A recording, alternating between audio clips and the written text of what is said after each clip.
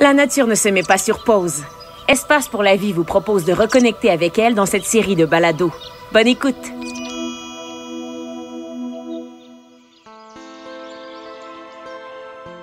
Bonjour, je m'appelle Jean-Philippe, je travaille aux collections vivantes du Biodôme de Montréal.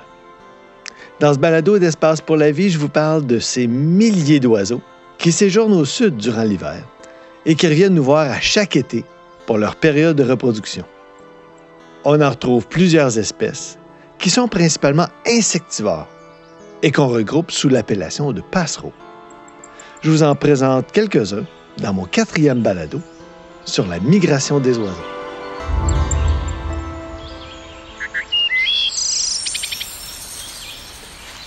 Ce matin, je me demande pas quoi faire. Je me suis levé tôt, j'ai fait exactement la même chose que des milliers d'autres amateurs de nature. Je m'en vais aux oiseaux. Bon, tout le monde connaît l'expression « être aux oiseaux » pour décrire quelqu'un qui est juste débordant de joie. Mais aller aux oiseaux, qu'est-ce que ça veut dire? Dans le fond, c'est simplement une façon de s'exprimer pour dire qu'on explore un milieu naturel en portant notre attention sur la présence des oiseaux. Ce qui est fantastique dans cette activité-là, c'est que c'est accessible à tous et à toutes. On a juste besoin d'être quelque part à l'extérieur, d'ouvrir nos yeux et nos oreilles et de se laisser imprégner du milieu qui nous entoure. Je pense même qu'avec juste un œil et une oreille, c'est possible. Puis peut-être même juste un des deux. Dans le fond, ce que ça prend le plus, je pense, c'est de la curiosité. Et puis ça, j'en ai. Pour vous situer un peu, je me trouve en bordure d'une érablière, dans le sud de la province. On est la 2e fin de semaine du mois de mai, puis j'ai d'entendre une petite tchep au sommet de l'arbre, juste là. On dirait qu'une paruline à croupion jaune essaie d'attirer mon attention. Ouais, et c'est souvent comme ça quand on va aux oiseaux. Tous nos sens sont en éveil. Le moindre petit son qui nous interpelle va nous informer. Avec beaucoup de pratique, on arrive à reconnaître les sons et les chants des oiseaux. Ici, moi, j'ai reconnu un son d'une paruline à croupion jaune qui se déplace dans la cime des arbres. Elle devrait être par là, autour ici. Ouais, c'est sûr que le mieux, ça serait de la voir. Bon, elle est magnifique. On reconnaît la paruline à croupion jaune à son plumage qui est fortement strié, mais surtout aux taches jaunes qui sont disposées sur son corps. Elle en a une de chaque côté de la poitrine et une autre bien en évidence là, au bas de son dos. C'est le croupion. Puis quand on est dans le bon angle, on réussit à voir celle qui se trouve sur la tête. C'est comme une petite ligne jaune en plein centre. La paruline à croupion jaune est souvent une des premières parulines à arriver au Québec au printemps. C'est une espèce qui est extrêmement souple dans son régime alimentaire et le choix des milieux qu'elle va fréquenter durant la migration. C'est ce qui en fait une espèce qui résiste bien au changement, qui est assez abondante puis que la population est plutôt stable. Où je me trouve ici aujourd'hui, c'est une paruline qui est seulement de passage. Elle va aller nicher dans les grandes étendues de forêt boréales.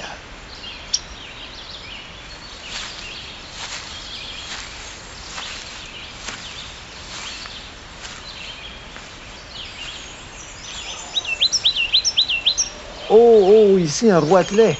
Oh, un roitelet à couronne rubis.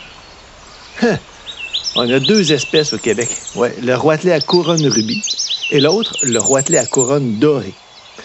Les 2 espèces se ressemblent et se confondent aussi avec plusieurs parulines parce que les déplacements sont similaires. Le roitelet à couronne rubis n'est pas vraiment facile à identifier parce que sa couronne est très souvent dissimulée dans ses plumes. C'est seulement quand un individu va être en interaction qu'il va hérisser sa couronne rouge rubis. Il exprime à ce moment-là sa présence. C'est peut-être pour repousser un autre individu d'une ressource ou pour faire la parade puis essayer de séduire une femelle, par exemple. Le roitelet à couronne dorée, il est tout aussi petit avec ses 10 cm là, du bout du bec au bout de la queue. Lui, c'est beaucoup moins fréquent de l'observer en migration. Ils passent dans le sud du Québec à la mi-mai pour remonter jusqu'aux forêts boréales matures. Et c'est là que ça marche moins bien parce que des forêts matures, comme ils recherchent, de plus de 80 ans, il n'y en a plus beaucoup. C'est que l'industrie forestière, même avec des pratiques qu'on juge responsables et durables, récolte les arbres qui ont environ 50 ans. Par les actions de coupe et de reboisement, on finit par maintenir des peuplements qui sont adéquats d'un aspect économique, mais qui ne sont pas nécessairement optimaux pour certaines espèces d'oiseaux comme le roitelet à couronne dorée, qui lui préfère des peuplements plus âgés.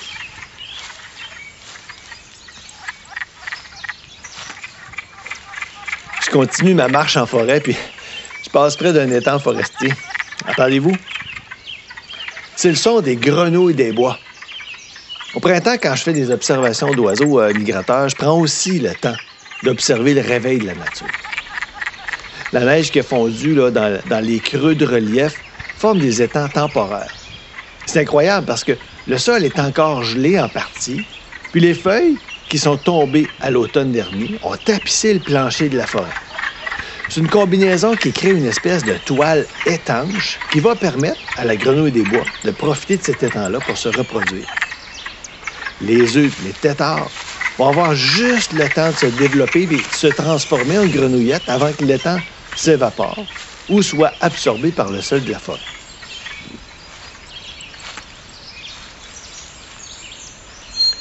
Oh, je remarque un peu plus loin un oiseau qui marche au sol. Ah, c'est une grive solitaire! Oui! La grive solitaire a un plumage assez terne avec une poitrine marquée de plusieurs points sombres. Mais c'est avec la couleur de la queue, qui est très rousse, qu'on la reconnaît le plus facilement. La plupart des grives migrent durant la nuit. Elles vont utiliser le ciel étoilé pour s'orienter, mais elles sont susceptibles de dévier de leur route quand elles sont attirées par d'autres lumières. Des tours de télécommunications ou des grands édifices, par exemple. C'est un phénomène qui provoque un grand nombre de collisions chez cette espèce-là. Et en conséquence, la mortalité lors des migrations est très élevée chez les grives. Au Canada, on estime qu'il y a environ 25 millions d'oiseaux migrateurs qui seraient victimes d'une collision à chaque année. Et les grives représentent environ 6 % de ce nombre-là. La migration des passereaux, c'est un voyage qui est absolument incroyable, qui amène les oiseaux à parcourir des milliers de kilomètres pour venir profiter de l'abondance des ressources dans les zones tempérées en été. Ce qui déclenche les élans migratoires, c'est une conjonction de plusieurs facteurs qui varient évidemment selon les espèces. On peut dire sans trop se tromper que les changements dans la photopériode, la durée du jour, vont avoir une influence qui est très importante. Mais aussi la saisonnalité de la nourriture, la disponibilité d'un habitat, d'un partenaire pour se reproduire. Tout ça, ce sont des éléments qui s'inscrivent dans l'histoire naturelle de chacune de ces espèces. C'est un peu comme si, pour plus de la moitié des oiseaux d'Amérique du Nord, la vie peut juste pas être autrement. En se promenant en nature, comme je fais ce matin, j'ai l'occasion de voir plusieurs espèces puis de goûter à la biodiversité du Québec. Pour un ornithologue, c'est le meilleur moment de l'année. Rien que ce matin, j'ai déjà trouvé une trentaine d'espèces différentes. J'ai vu, entre autres, un viréo à tête bleue, particulièrement reconnaissable avec ses cercles oculaires blancs qui nous donnent un peu l'impression qu'il porte des lunettes. Lui, il va assurément nicher dans un conifère cet été. Il y avait aussi plusieurs moucherolles. On dirait que se sont tous donné le mot pour arriver en même temps ce matin. Au cœur de la forêt, un peu plus loin, j'ai entendu le piranga écarlate. Bon, j'ai pas réussi à le voir, mais je le sais qu'il est là. C'est un des plus beaux oiseaux qu'on peut voir dans le sud de la province. Il est complètement rouge avec les ailes noires. Lui, il se cherche une érablière pour cet été. C'est un habitué des forêts de feuillus.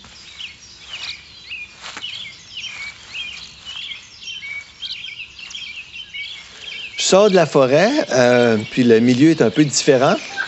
C'est plus ouvert avec une zone humide. Puis, oh, là-bas, hey, au-dessus du plan d'eau, hey, c'est le balai des hirondelles. Hey, il y en a un bon groupe, je dirais au moins 30, 40 individus. Hey, c'est difficile de les compter parce qu'ils sont toujours en mouvement. Oh, il y en a quelques-unes perchées là-bas sur un chicot. Déjà reparti. Je suis vraiment chanceux de voir des hirondelles ici parce que tous les insectivores aériens connaissent en ce moment un déclin fulgurant.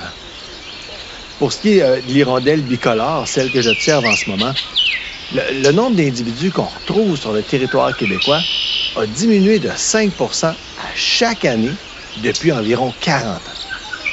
Ça veut dire qu'au Québec, il y a 80 % moins d'hirondelles bicolores que quand j'étais petit. Il y a plusieurs causes au déclin des insectivores et c'est le même constat partout sur la planète. En partie lié aux variations du climat qui sont plus grandes que la capacité d'adaptation des espèces. Mais il y a aussi les modifications du paysage, comme la fragmentation des milieux naturels ou l'étalement urbain. Ce qui semble affecter le plus les insectivores, ce seraient les pratiques intensives en agriculture.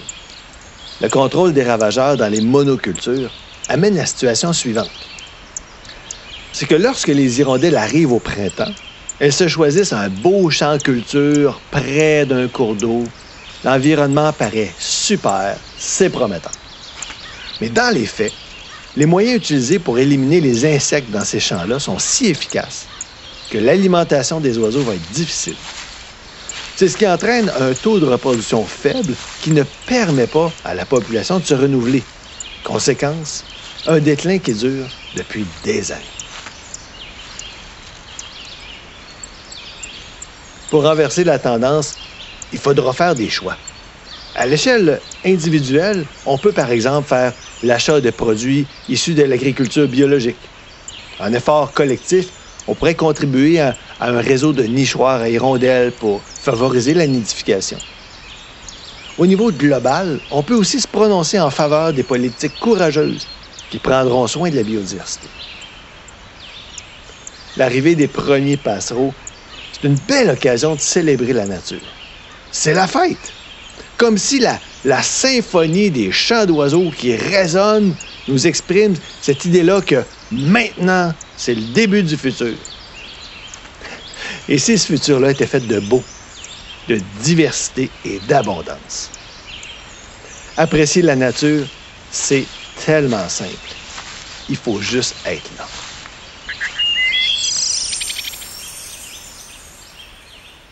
J'espère que vous avez apprécié ce balado. Je vous invite à consulter les liens web qui y sont associés. Et pour explorer une foule d'autres sujets, visitez espacepourlavie.ca. Je vous dis à bientôt et vous souhaite de belles observations.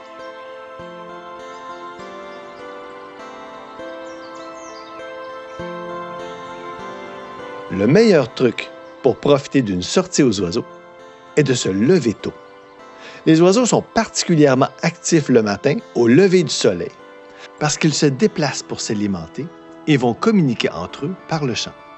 C'est le meilleur moment pour détecter leur présence.